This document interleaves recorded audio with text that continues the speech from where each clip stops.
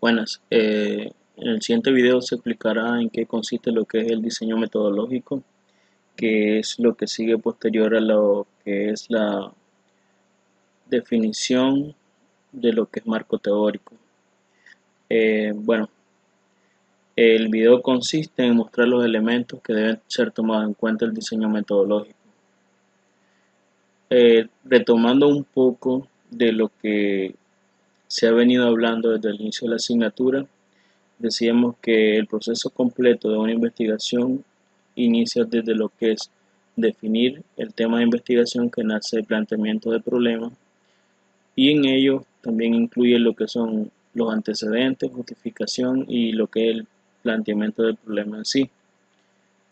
Posterior a eso, había que definir lo que son el objetivo general de investigación y los objetivos específicos, y después elaborar lo que es marco teórico. Es de suponer que al elaborar el marco teórico uno llega a tener conocimiento del tema, de tal forma de que desde el punto de vista teórico sabemos cómo se ha abordado el problema en otras investigaciones y de una u otra forma cómo podemos llegar a medir las variables en el mundo real o en el lugar donde vamos a hacer el estudio. Y también a partir de la teoría, utilizando el método deductivo, podemos suponer cosas. Esas suposiciones de las variables principales en estudio las nombraremos hipótesis de investigación. El proceso de hipótesis de investigación está íntimamente relacionado con las variables propias del problema de investigación, las variables principales que están en la pregunta principal de investigación o en el objetivo general de investigación. Posterior a eso, de la elaboración del marco teórico, viene lo que es el diseño metodológico, que es lo que compete en este video o en la clase que vamos a desarrollar. Una parte muy importante de la parte de diseño metodológico es la elaboración de la matriz de operacionalización de variables e indicadores, que es donde se planifica de forma precisa qué variables se van a capturar con los sujetos de estudio. Posterior a lo que es la definición del diseño metodológico, viene la parte empírica, donde recolectamos información, ya sea de fuentes primarias o secundarias. Después vendría lo que es el análisis de las variables cualitativas y cuantitativas, emisión de resultados, discusión de los resultados, hallazgo de estudio, que es lo nuevo, que es lo novedoso que tenemos en el estudio, las conclusiones y las recomendaciones. Es de notar que en esta asignatura solo se abordarán la parte que aparece al lado izquierdo, y que en la siguiente asignatura se revisará la coherencia entre la parte derecha con la parte izquierda, tomando en cuenta que las recomendaciones van a estar redactadas en función de la justificación. El objetivo general estará en coherencia con lo que son las conclusiones, y los resultados estarán en coherencia con lo que son los objetivos específicos. Este es el esquema que se va a seguir en todo el proceso de investigación, pero como ya mencioné anteriormente, solo abordaremos la primera parte, que es la parte de protocolo de investigación o la fase de planificación de la investigación. Algo bastante importante a tomar en cuenta es de que cuando nosotros decidimos a qué nos vamos a dedicar a investigar, es porque tenemos un problema de investigación. Ese problema de investigación, como ya lo hemos venido abordando, está íntimamente relacionado con el quehacer de su disciplina. Y eso lo definimos en una parte que se llama asimismo planteamiento del problema, y que la parte esencial de ello es la pregunta de investigación o las preguntas de investigación. Otro aspecto medular es cuál es el nivel de compromiso que ustedes como investigadores adquieren con respecto al problema que ya se planteó anteriormente. Eso lo vamos a encontrar en los objetivos de investigación. Después encontraremos lo que es cuál es la fundamentación teórica del problema que se abordará. Eso se llama marco teórico o marco referencial, de tal forma que los investigadores llegan, se documentan y aprenden de cómo ha sido abordado el problema, desde qué enfoque teórico ha sido abordado el problema. Hay que notar que los problemas pueden ser abordados desde diferentes teorías o en diferentes momentos, en diferentes contextos. Muchos investigadores lo han abordado de diferentes teorías. Entonces, va a ser trabajo de los investigadores seleccionar la teoría más adecuada para abordar el problema en el cual se está desarrollando su investigación. Y como podemos ver, todo esto que está acá ya lo hemos abordado. La siguiente etapa es cómo se va a llevar a cabo el estudio. O sea, cómo vamos a hacer para cumplir lo que dijimos, que vamos a cumplir en la parte de objetivos de investigación, que de una y otra forma va a aportar conocimientos sobre el problema que se seleccionó. Entonces, ¿cómo se va a hacer todo eso? Se llama diseño metodológico. Aunque de acuerdo a Canales Pineda y Alvarado, algunos autores le llaman material y método o procedimiento para la elaboración de la investigación. Bueno, el tipo de estudio Campos define que es el esquema general o marco estratégico que le da la unidad, coherencia, secuencia y sentido práctico a las actividades que se emprenden para buscar respuesta al problema u objetivos planteados. O sea, es la estrategia que vamos a utilizar, es la metodología que vamos a utilizar para el cumplimiento de los objetivos específicos. Existen varias formas de clasificar o definir la investigación. Por ejemplo, en la diapositiva podemos ver de que si nosotros quisiéramos darle un nombre a todos los elementos que aparecen, podríamos decir que todos ellos son vehículos, pero podemos ver que hay diferencia entre ellos. Por ejemplo, yo puedo decir que me digan cuáles son los vehículos que tienen ruedas. En este caso, notaremos que solo dos de ellos cumplen con ese criterio. Puedo decir vehículos que tienen ruedas. Podemos crear otra clasificación de vehículos que no trabajan con motor. En este caso solo habría un elemento. Y de la misma forma hay otros vehículos, por ejemplo vehículos aéreos, que si buscamos otras imágenes en internet encontraremos muchos diferentes tipos de vehículos aéreos, por ejemplo un helicóptero, y asimismo vehículos acuáticos. O sea, yo al objeto vehículo lo puedo clasificar de diferentes formas. Lo mismo sucede con la investigación científica. En diferentes momentos, muchos autores han definido la investigación desde diferentes perspectivas. Entre esas perspectivas han tomado en cuenta el tiempo, la cantidad de veces que se recolecta la información, el enfoque filosófico propio de la investigación, etc. Es así que cuando nosotros vamos a desarrollar lo que es el diseño de investigación, vamos a tomar en cuenta los siguientes elementos. Primeramente, en 8.1, lo que es el enfoque de la investigación. Y esto se ha venido hablando de ello si la investigación va a tener un enfoque filosófico, cualitativo, cuantitativo o mixto. Y se ha venido hablando de eso desde el inicio. Y hay que notar también de que el problema y la forma como nosotros abordaremos el problema ya está definido. Y por ello, el enfoque de la investigación desde ese momento se definió. Solo hay que darnos cuenta cómo venimos y cómo se pretende abordar el problema de investigación y deduciremos el enfoque que tiene la investigación. Dentro de lo que es el enfoque de investigación, se tendrá que definir el tipo de estudio, utilizando los criterios que según el periodo, según el análisis o el nivel de profundidad donde se quiere llegar y según el tiempo. Se definirá en un párrafo que indicará o le indicará a los lectores dentro de las clasificaciones que existen en cuál de ellas cae su estudio. También habría que definir lo que es el área de estudio, haciendo una presentación de la macrolocalización, que es no más que indicar cómo se llega al lugar donde ustedes están haciendo el estudio. En este caso, si fueron hospitales, cómo llegamos al hospital, cuáles son los límites fronterizos del hospital. Y la microlocalización es que si el estudio se va a centrar en una unidad, en una sala, entonces hay que hacer una descripción de esa microlocalización. Al inicio, decir cómo puedo llegar y cuál es el contexto global del lugar donde vamos a hacer el estudio. Y la microlocalización es hacer entender de que en el estudio no va a ser en todo el hospital, sino que directamente en una sala o en una unidad. Entonces hay que describir tanto la macrolocalización como la microlocalización. Asimismo, hay que definir lo que es universo, muestra y muestreo, que son cosas diferentes. Determinar el universo es saber cuántos son los sujetos que cumplen los criterios para ser parte de mi estudio.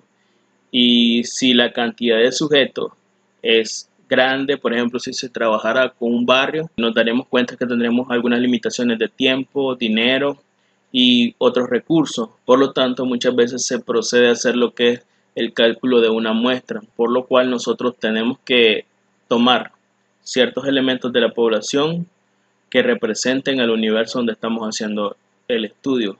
Una aclaración es que metodología, universo y población se toman como sinónimos. Asimismo, cuando ya definimos cuál es nuestro universo de estudio y realizamos el cálculo de la muestra, tenemos que definir cómo es que se van a seleccionar los elementos de la población que van a ser parte de esa muestra, porque no podemos seleccionar el primero que nos va apareciendo. Tenemos que dar la oportunidad a todos los sujetos del universo de ser parte de la muestra de estudio. Por tanto, hay que explicar o mostrar en la investigación quiénes son los sujetos que son parte del problema. Y asimismo, si la cantidad de sujetos es mucha, pues hay que decir qué herramienta o de qué forma sacamos la muestra o calculamos la muestra. Y también indicar cuál es la forma que seleccionamos los sujetos para que sean parte de la muestra. Hay que recordar de que estos son criterios también que de una u otra forma le dan credibilidad a la investigación. Si nosotros utilizamos una fórmula, tenemos que conocerla e indicar y dejar claro de que el hecho de estar utilizando una fórmula y dependiendo del nivel de confianza, podemos decir de que los resultados de nuestro estudio obviamente van a ser confiables hasta un 95% o un 99% o un 90%, dependiendo del valor Z que se utilice. Bueno, y posterior lo que se mencionó, lo que es el muestreo, ya sea probabilístico o no. Después de definir lo que es universo, muestra y muestreo, vienen lo que son los criterios de inclusión y exclusión, que no hay que confundir que si yo ya definí que los sujetos en estudio van a ser los que trabajan en una sala, ese es mi universo de estudio, no es la cantidad de sujetos que están en el hospital, sino por ejemplo en la sala de quemado de tal unidad de salud. Entonces los sujetos que van a ser parte de mi estudio puede ser que lo haya definido el personal de enfermería de la sala de quemados del hospital X. Entonces, esa es mi población o universo de estudio. ¿Qué significa? De que todos ellos, ya sean 5, 6, pueden ser 12 o 20 o la cantidad que sea, son los sujetos que son parte del problema o parte del estudio. Por tanto, yo tengo que definir, por ejemplo, no puedo poner de que trabaja en la unidad de UCI, eso ya se sabe de antemano de que para poder, en la sala de quemado, eso de antemano ya se sabe por el hecho de que desde el tema yo definí que son el personal de enfermería que trabaja en la sala de quemado. Entonces, los criterios de inclusión es, por ejemplo, personal que quiera participar en el estudio, porque puede ser que trabaje en la sala de quemado, pero de repente me dice, mira, yo no quiero participar en el estudio. O otro criterio de inclusión es que durante la fase de la investigación esa persona se encuentre ahí, porque puede ser de que por casualidades durante la fase exploratoria llegamos y nos dimos cuenta que habían 20 sujetos de estudio y al momento de aplicar los instrumentos llegamos a la conclusión de que 3 de ellos están de subsidio o están de vacaciones, entonces ya no serían 20 la población de estudio, ya en ese caso serían la cantidad de sujetos que se encuentren, pero obviamente en protocolo hay que dejar definido cuántos son los que hay. Con esto hay que recordar de que un protocolo es un plan y tratamos de que estimar o prever cualquier problema que se nos presente, pero siempre hay cosas que excluyen o que no podemos controlar, pero tratamos de tomar en cuenta casi todos esos criterios. Criterios de inclusión y exclusión no significa que si yo digo personal que trabaja en la sala de quemados, no decir no voy a negarlo con los que no pertenecen a la sala de quemados, o sea, ya se sobreentiende que son ellos. Entonces, exclusión es, por ejemplo, de que no quiere afirmar el consentimiento informado, por tanto se sale del estudio, porque parte de lo que es aspectos éticos de la investigación, que lo veremos después, es que ellos firmen un consentimiento informado. De esa forma ustedes garantizan que al momento de mostrar sus resultados, evitar problemas legales, de que por ejemplo ustedes emitan un juicio y que ellos digan de una y otra forma que no se les pidió a ellos o que se les tomó la información sin que ellos se dieran cuenta. Entonces más adelante veremos eso. Parte de los criterios de inclusión y exclusión, todo es importante, pero la parte medular es las variables de estudio o descriptores. Variables de estudio usualmente se define en una tabla o una matriz en la que se indica, de acuerdo a los objetivos específicos, cuáles son las variables que se van a capturar en los sujetos de estudio, ya sean variables de conocimiento sobre diabetes, variables de conocimiento sobre VIH, variables de práctica ante pacientes con VIH, puede ser también la actitud del personal hacia pacientes. O sea, si tenemos tres objetivos, uno que habla de conocimiento, actitudes y práctica, hay que definir operativamente o en el mundo real o cuando creemos el instrumento qué es lo que se le va a preguntar. Entonces eso se llaman variables. Y muchas veces cuando las variables no son tan operativas, sino que son más conceptuales, se le llaman descriptores. E igual en su momento vamos a hablar de lo y vamos a explicar cómo se hace la operacionalización de variables o descriptores de estudio. Asimismo, hay que definir qué técnica y qué instrumentos se van a utilizar, tanto cuantitativa como cualitativamente. Y aparte de definir qué técnica se va a utilizar, se van a elaborar los instrumentos. Estos instrumentos en su momento veremos que responden a lo que son los objetivos de investigación. Bueno, seguido a esos instrumentos que se elaboren, hay que validarlos. Y usualmente la forma de validarlos, tradicionalmente hay varias formas, hay como 7 formas de validar instrumentos, pero en este caso vamos a utilizar solo 2 de ellas, lo que es el pilotaje o aplicación a menor escala, que es, por ejemplo, buscar en una población de estudio similar o con condiciones más o menos parecidas al lugar donde vamos a realizar el estudio real. Entonces vamos y piloteamos el instrumento, vemos qué tan bueno es el instrumento para cumplir los objetivos que nosotros nos propusimos en la investigación. Por ejemplo, si nos damos cuenta que la gente no está entendiendo las preguntas, nos permite realizar las correcciones necesarias en el instrumento. También otra forma de validar los instrumentos es realizar lo que se conoce usualmente juicio de experto o prueba de jueces. No es más que seleccionar a 3 profesionales y se les muestran el problema, los objetivos, parte del diseño metodológico y se les muestran los instrumentos. Estos expertos nos dirán si ellos están de acuerdo de la forma en cómo se está abordando el problema, si las definiciones o las preguntas que se están realizando están acorde a los objetivos específicos. Y con esto hay que recordar que lo que se pretende generar con toda investigación es conocimiento científico. Y hablar de conocimientos científicos tiene que cumplir al menos 2 criterios. Uno de ellos es de que en el proceso de investigación se aplica el método científico. Y el otro criterio es de que el conocimiento que se genere sea aceptado por la comunidad de expertos, en este caso por los profesionales de enfermería, de tal forma que cuando ustedes saquen su informe de investigación, que vengan ellos y digan, nosotros aceptamos este conocimiento porque consideramos que está basado en el contexto en el cual nosotros vivimos. Y bueno, prácticamente en eso consiste, que sea aceptado. Por tanto, tenemos que validarlo con los expertos que están en las unidades de salud o que usualmente se encuentran en la academia enseñando. También tenemos que indicar el método que nosotros utilizaremos secuencialmente para recolectar información, de tal forma que aquí el método de recolección tenemos que indicar días, instrumentos a utilizar, cómo vamos a utilizarlo, o sea, es la secuencia de pasos que se va a seguir y este está relacionado con algo que se llama cronograma de trabajo, que en la parte de aplicación de instrumentos tenemos que definir si ahorita estamos elaborando el diseño metodológico, tenemos que proyectar a futuro para qué fechas más o menos estaríamos aplicando los instrumentos.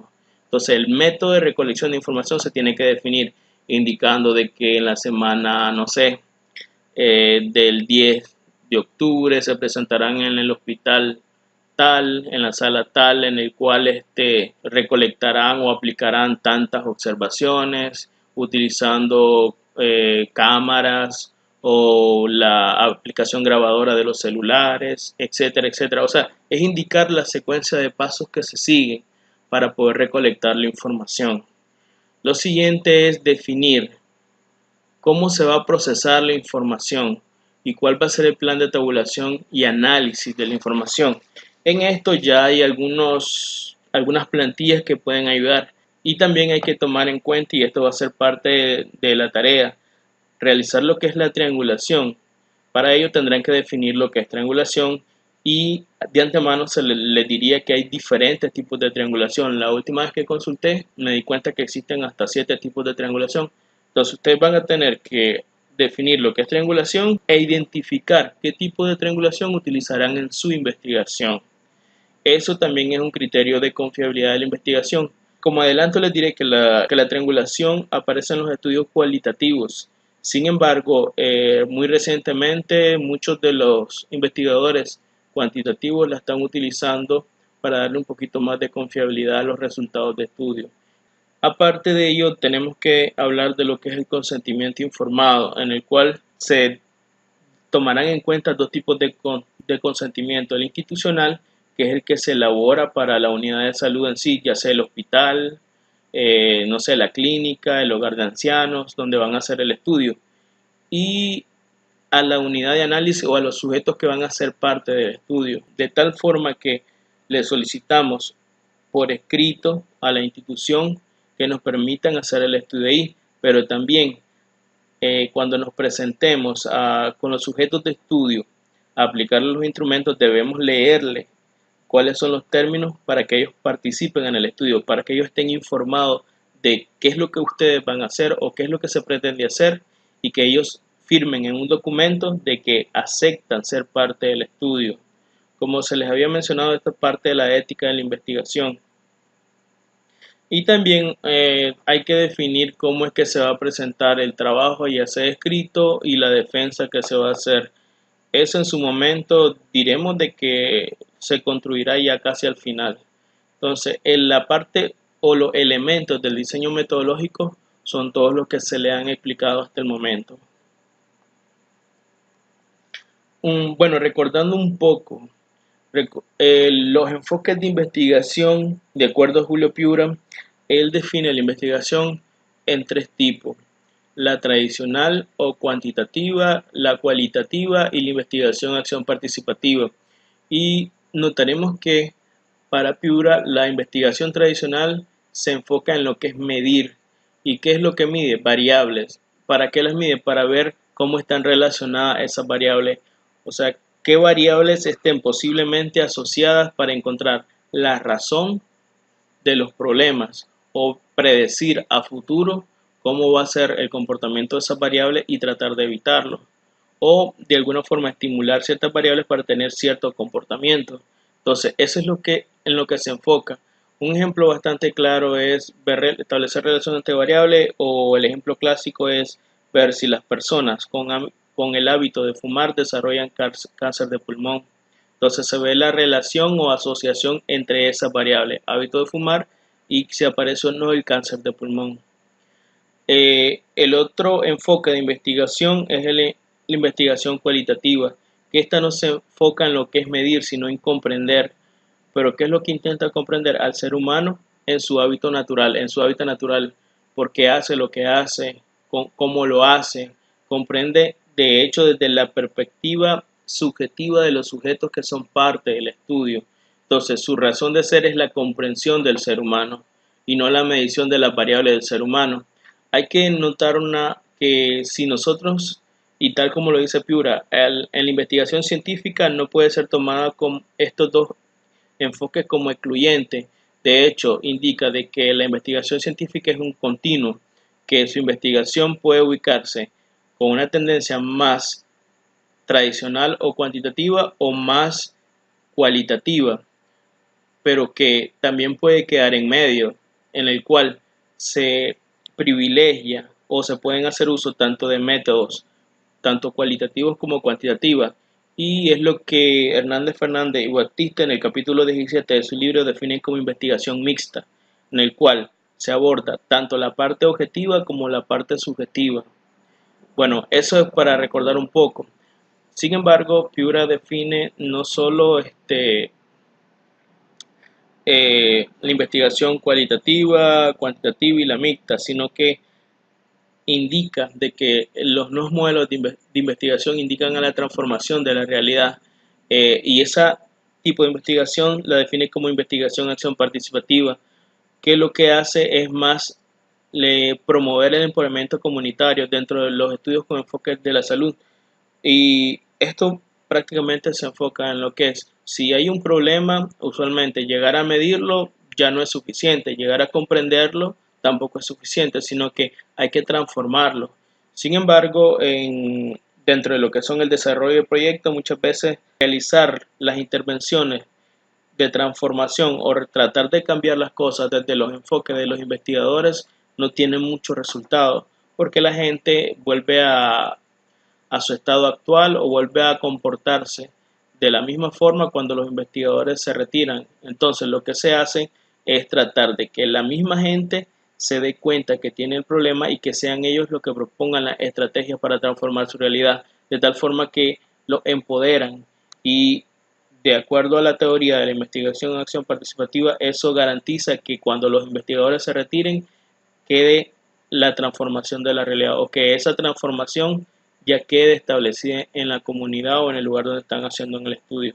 Hay que también notar de que hay ciertas cosas que comparten. Por ejemplo, tanto la investigación cuantitativa como la cualitativa tienen como propósito la generación de conocimiento, ya sea desde el punto de vista de la medición o la comprensión, pero ellos lo que buscan generar es conocimiento científico. Sin embargo, la investigación acción participativa no busca conocimiento, sino que busca la acción o el cambio. Entonces, esa es una diferencia entre la investigación acción participativa y los otros enfoques de investigación. También hay que notar de que si lo vemos desde el punto de vista, desde la técnica y estrategia que utilizan, la investigación, acción participativa y la investigación cualitativa comparten ellos lo que son las entrevistas, métodos grupales, reuniones de trabajo, etcétera, como estrategias para lograr lo que pretenden. Y que eso no es así con la investigación cuantitativa. Bueno, aunque también hay que aclarar que la técnica no define el enfoque de la investigación, sino lo que define el enfoque de la investigación es el compromiso o lo que pretende o la razón de ser del estudio. Desde el punto de vista del método utilizado, la investigación se clasifica en dos: los estudios que son observacionales y los estudios que son no observacionales. ¿Cuál es la diferencia entre ellos? Que en una el investigador adopta un papel de observador sin modificar nada. Bueno, y aquí aparecen ciertas de las características. Por ejemplo, se trabaja en contextos naturales, sin control sobre el fenómeno, no se altera la realidad, se maximiza la validez externa, menor validez interna y hay menor fiabilidad, por lo que uno solo observa, no lleva el control de las variables en estudio. Sin embargo, aparecen otras definiciones, lo que son los estudios cuasi experimentales. Estos estudios se llaman cuasi experimentales porque son una parte de los estudios de los diseños experimentales. Sin embargo, no cumplen con todos los criterios para hacer un experimento, y entre sus características es que a veces falta la aleatoriedad de elección de los niveles de variables, dificulta establecer efectos causales, es muy poco probable que se altere la realidad, se pierde validez interna, gana validez y pierde fiabilidad. Hay que notar que en un estudio observacional yo puedo observar las variables de los sujetos de estudio y puedo suponer cosas, pero no puedo establecer o no puedo asegurar la relación causa-efecto entre las variables que son parte del estudio. O sea, yo no puedo asegurar que el hecho de que la persona fume es la causa de que tenga cáncer de pulmón, como un ejemplo bastante básico. o yo no puedo asegurar que la aplicación del fármaco X es la que garantiza la reducción del dolor en el paciente. Entonces, como el estudio es solo observacional, carece de ello. Entonces se definen lo que son los estudios experimentales o cuasi experimentales. En un estudio cuasi experimental se puede asegurar siempre y cuando teniendo en cuenta de que no son tan válidos, no cumplen con todos los criterios de un experimento puro. Y en la parte superior están lo que son los estudios experimentales, que es donde realmente se prueba si hay relación o asociación entre dos o más variables, de tal forma que es hasta en este momento que los investigadores pueden decir esto se debe a la variable X, o la variable X está influyendo sobre la variable Y, o el hecho de que se le administró el fármaco y se controlaron todas las condiciones para ver solo el efecto del fármaco, se está reduciendo o no el dolor, o se está logrando la efectividad en el tratamiento. Entonces, para poder ver el grado de control sobre las variables, sobre los estudios, perdón, podemos decir que los estudios observacionales, el investigador adopta un rol pasivo, y en los estudios experimentales el investigador adopta un rol activo en el cual él controla todo el escenario y toma el control o estima todas las variables que pueden inferir en los resultados y logra controlarlas. Y ahí pues hay otras cosas que tomar en cuenta que lo veremos posteriormente. Como se mencionó anteriormente, la investigación tiene varias clasificaciones. Entre ellas podemos mencionar según el tiempo y ocurrencia de los hechos y registro de la información, según el periodo y secuencia del estudio, según el análisis y alcance de los resultados. Y entre otras, Hernández, Fernández y Batista sugieren según la aplicabilidad de los resultados y según la profundidad de conocimiento que se desea generar. Entre la aplicabilidad de los resultados nos encontramos investigaciones básicas, aplicadas y de desarrollo tecnológico, que las investigaciones básicas se pueden definir en pura y orientada, que puras no es más que llenar algunas lagunas de conocimientos el conocimiento científico que ya existen. Las orientadas pues se vislumbra la posible utilización de ese conocimiento a mediano o corto plazo. La aplicada es cuando ese conocimiento que ya se generó se utiliza para resolver problemas sociales. Y la de desarrollo tecnológico es que cuando ya se tiene todo ese conocimiento, creamos o se crea una nueva tecnología, que esa nueva tecnología pues posteriormente se pretende introducir en el mercado o solucionar un problema práctico utilizando esa tecnología. Entre ellos podemos ver de que las investigaciones puras aportan conocimiento genérico para investigaciones orientadas. Las investigaciones orientadas sirven de puente para la investigación aplicada. La investigación aplicada concreta en la producción de desarrollo tecnológico, y el desarrollo tecnológico se fabrica para la producción o para la introducción a la práctica de las sociedades. Según la profundidad de conocimiento que se desea generar, están las investigaciones exploratorias, descriptivas, explicativas y las que predicen el comportamiento. Bueno, vamos a verla. Obviamente se definen en esos niveles, dependiendo del compromiso que ustedes tengan, pueden llegar a ser explicativas o solo descriptivas o solo exploratorias, o pueden llegar a predecir el comportamiento. Bueno, dentro de los enfoques o diseños de investigación observacionales están las exploratorias y las descriptivas. Entre ellas, las exploratorias se utilizan cuando no se tiene conocimiento sobre un nuevo problema, no hay información sobre ello. Entonces lo que se define es una investigación exploratoria, es narrar, detallar, sistematizar un problema nuevo. Entonces lo que se hace es explorar ese problema, y en ello no se tiene mucha precisión metodológica al hacerle ello. Se trata de cumplir con toda la rigurosidad metodológica, pero muchas veces no se tiene esa precisión. En la descriptiva ya se tiene información y lo que se pretende es ver el comportamiento de ciertas variables asociadas, pero no se puede establecer relación causa-efecto. Por ejemplo, están las investigaciones de factor de riesgo relacionado a tal cosa, o los factores que predisponen a la aparición de una enfermedad. Entonces lo que se hace es describir el comportamiento de la variable y los factores que están asociados a esa variable, pero no se puede establecer en relación causa-efecto entre la variable dependiente y los factores que se encuentran asociados a ella. La investigación explicativa se orienta al establecimiento de relaciones de causalidad. Bueno, y en este caso, como es de causalidad, se tiene que definir a fuerza lo que es una hipótesis de investigación, que como se mencionó anteriormente, se deduce a partir de la elaboración de marco teórico o del conocimiento que tienen los expertos sobre ello. Entre ellos, lo que se busca es cómo la variable X está afectando a la variable Y, o encontrar la causa y cómo afecta o cómo está afectando a la variable Y. Y ahí lo que se busca algo que es asociación o independencia de la variable X sobre la variable Y.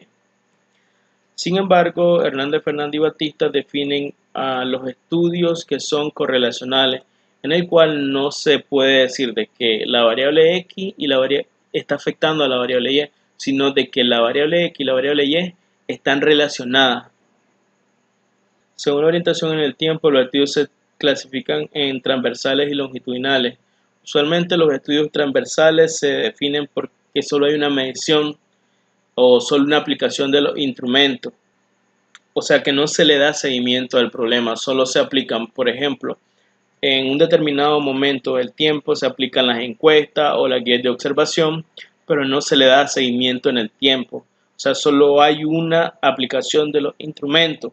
Como se dice aquí, es como tomar una fotografía de la realidad en un momento dado, por lo que solo es una sola medición. Los estudios longitudinales, a diferencia de los transversales, pues no solo hacen una medición, sino que hacen varias mediciones en el tiempo. Esto podría ser, por ejemplo, el clásico de los estudios que se busca la relación causal entre el hábito de fumar y la aparición de cáncer.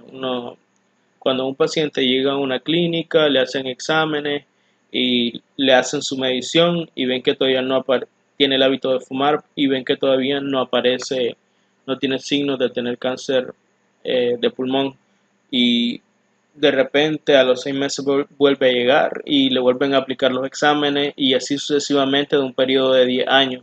Entonces en el tiempo hay varias mediciones. Entonces, cuando se existen varias mediciones en el tiempo, esos estudios se llaman longitudinales. Y no es más que aplicar el mismo instrumento en el tiempo para darle seguimiento a cómo es el comportamiento. Y obviamente muchos de esos estudios pueden ser explicativos o, en pocas palabras, buscan la relación causa-efecto. Bueno, de acuerdo a las fuentes de información, dentro de los estudios longitudinales están los prospectivos y los retrospectivos. Que los prospectivos siguen la lógica de orientación en el tiempo. ¿Qué significa? Que hoy, a partir del presente, planifico que a partir de agosto se va a realizar la recogida de datos en el futuro, o sea, hacia el futuro, que los datos están a partir de la fecha que se planifica siguiendo el sentido del tiempo. Sin embargo, están los retrospectivos que funcionan al revés, en el cual a partir de hoy la persona ya tiene el efecto y se busca la causa viendo los datos, cómo ha tenido su comportamiento en el tiempo hacia atrás. En los prospectivos, la recogida de datos o las fuentes de información están hacia adelante, y en los retrospectivos es hacia atrás. Y si se ve la lógica, estos van de la causa al efecto, y los retrospectivos van del efecto a la causa. También por ello podemos ver que los estudios prospectivos a veces se le llaman estudios de cohortes dentro de lo que son la clasificación de estudios de salud, y los estudios retrospectivos se le llaman estudios de casos y controles por esa particularidad.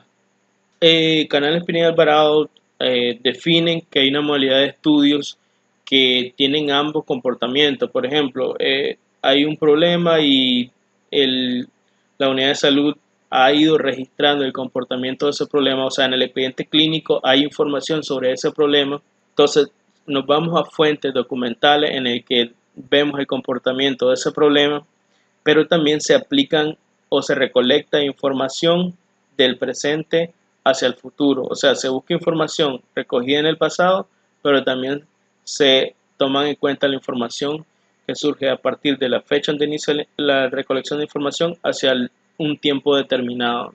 Entonces, esos estudios se conocen como retrospectivos o bidireccionales. Usualmente, para clasificar un tipo de investigación, se utiliza el siguiente algoritmo. Por ejemplo, si lo primero que hay que definir, el estudio que ustedes están haciendo busca la relación causa-efecto o quieren encontrar qué es lo que está causando el problema. Entonces, si la respuesta es no, entonces su estudio es descriptivo, no busca la relación causal.